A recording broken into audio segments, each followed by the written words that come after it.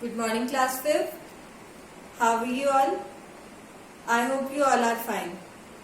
So, this is your Hindi period. Take out your Hindi book, Bhashapat.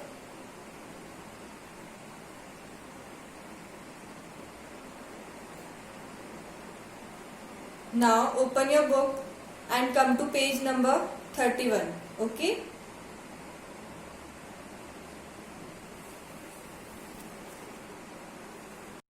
So, class, come to question number 2.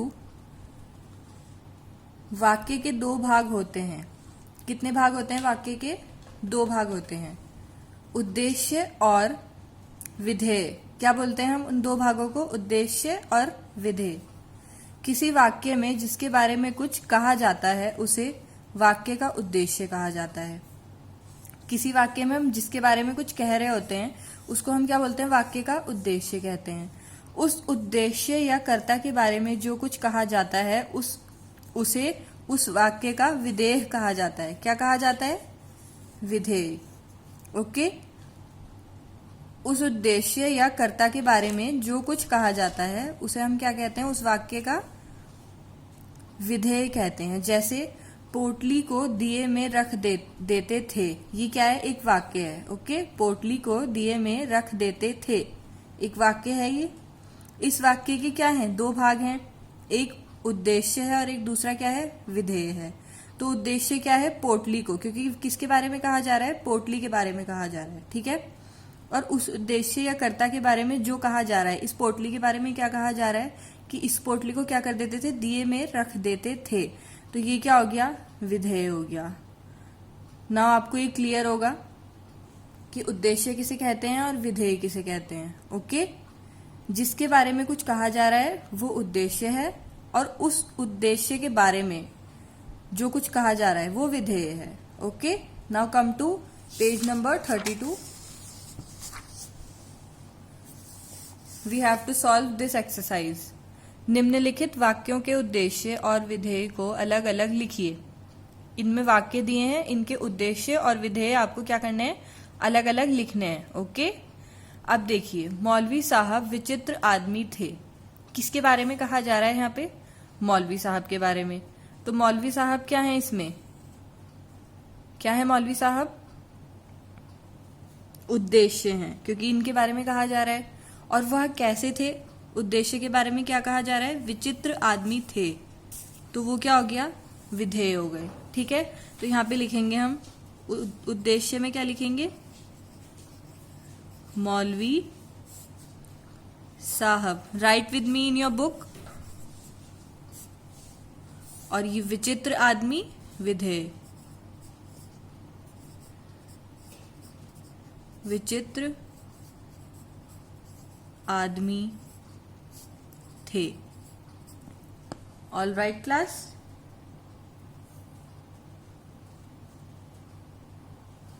Now come to second part. मौलवी साहब ने गुलेल खींचकर छोड़ी. इसमें भी उद्देश्य कौन होंगे क्लास? मौलवी साहब. क्योंकि मौलवी साहब के बारे में क्या हो रही है? बात हो रही है. तो मौलवी साहब ने क्या होगा इसमें? उद्देश्य. और बचा हुआ आपका सेंटेंस क्या होगा? मौलवी साहब ने क्या किया? गुलेल खींचकर छोड़ी. तो उद्देश्य ने क्या किया? कर्ता ने क्या किया? गुलेल खींचकर छोड़ी. तो ये क्या हो गया? विधेय. सो राइट हियर, मौलवी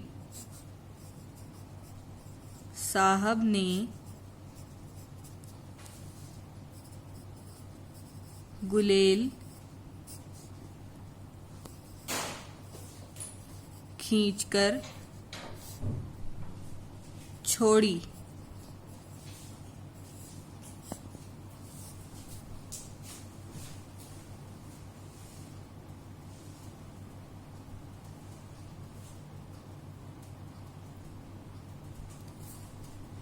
सो class come to third part. मौलवी साहब कभी तखत पर तो कभी चारपाई पर बैठकर पढ़ाते थे. इसमें भी उद्देश्य कौन होंगे? मौलवी साहब, क्योंकि मौलवी साहब के बारे में बताया जा रहा है. और क्या करते थे वो? कर्ता के बारे में क्या बताया जा रहा है? कभी तखत पर तो कभी चारपाई पर बैठकर पढ़ाते थे. तो ये क्या होंगे, उद्देश्य, और ये क्या होगा इतना सेंटेंस, विधेय। ओके, मैं आपको एक्सप्लेन कर रही हूँ, बाकी के सेंटेंस आप खुद यहाँ पे लिखेंगे और मुझे सेंड करेंगे picture. Okay, now come to next part. Baldev चाचा से शह पाकर मौलवी साहब आगे बढ़े। सो इसमें किसके बारे में बात हो रही है, मौलवी साहब और बलदेव चाचा के बारे में। बट पहले किसकी बात हो रही है, बलदेव चाचा से शह पाकर ना,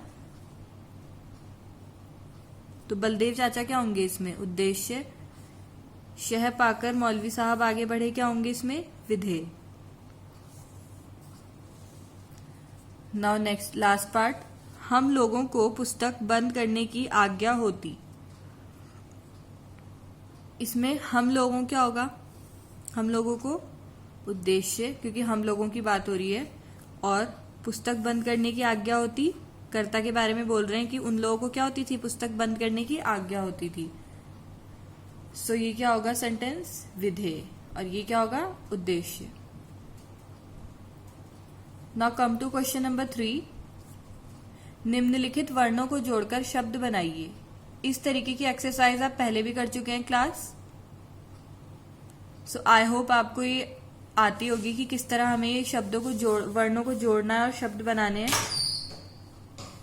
फिर भी मैं आपको 2 एग्जाम्पल करके बता रही हूँ। ये रिमेनिंग 3 आपके क्या है, होमवर्क है। सो राइट होमवर्क है।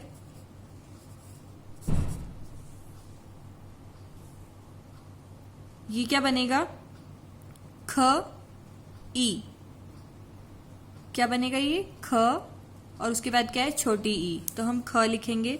छोटी ई कहाँ लगती है, पहले लगती है या बाद में लगती है, पहले लगती है ना, तो हम छोटी ई की मात्रा यहाँ पे लगाएंगे। उसके बाद ल, सो ल लिखेंगे यहाँ। उसके बाद बड़ा आ, मतलब आ का डंडा आएगा, तो ल के बाद आ का डंडा आएगा। फिर क्या है ये, अड़ा, ठीक है। फिर अड़ा के बाद क्या है, बड़ी ई। तो बड़ी ई की मात्रा पहले लगती है या बाद में, बाद में लगती है ना क्लास। सो हम अड़ा पे क्या लगाएंगे, बड़ी ई की मात्रा। क्या शब्द बन गया ये, खिलाड़ी। रिपीट अगेन, खिलाड़ी।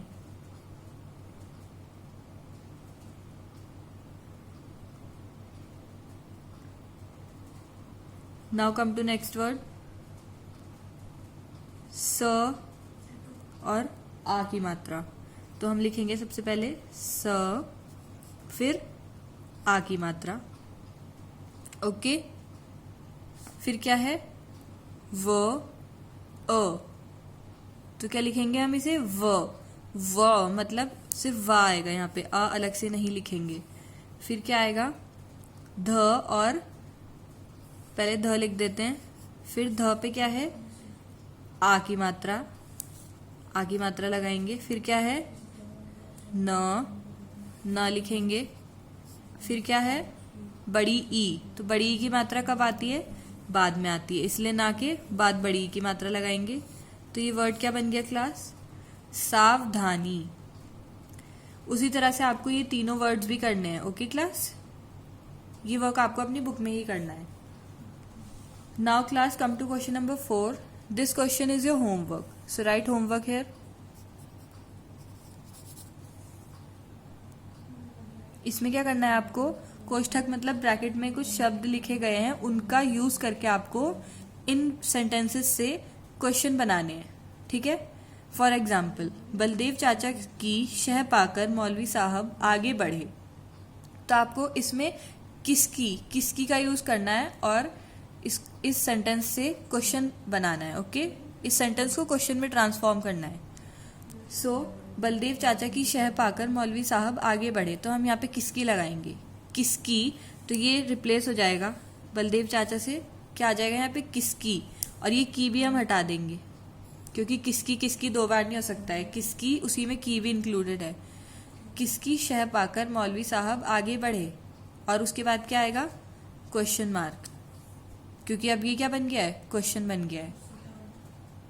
ओके, इसी तरह आपको ये सारे क्वेश्चन करने हैं। जैसे सेकंड में बोल रहा है वो, मौलवी साहब ने करीब करीब बंदूक खड़ी करके निशाना लगाया, तो यहाँ पे बोल रहा है कि कैसे का यूज करके आपको वाक्य बनाना है। तो हम बोलेंगे मौलवी साहब ने कैसे निशाना लगाया, तो यहाँ से हम क्या हटा देंगे, करीब करीब बंदूक खड़ी करके, ये हटा देंगे हम। उसकी जगह आ जाएगा मौलवी साहब ने कैसे निशाना लगाया, और उसके बाद क्वेश्चन मार्क। ओके, ऐसी नए मौलवी साहब एक कोठरी में रहते थे, तो इसमें क्या आ जाएगा, नए मौलवी साहब, आंसर हटा देंगे हम इसमें से, एक कोठरी की जगह क्या आ जाएगा, कहाँ कहाँ रहते थे, और फिर क्वेश्चन मार्क। ओके, इसी तरह से आपको रिमेनिंग 2 भी करने हैं, और ये सभी आपको मुझे अपनी बुक में लिख के पिक्चर सेंड करनी है। So that's all for today's class, will meet in next class. Bye bye class, stay safe, stay home.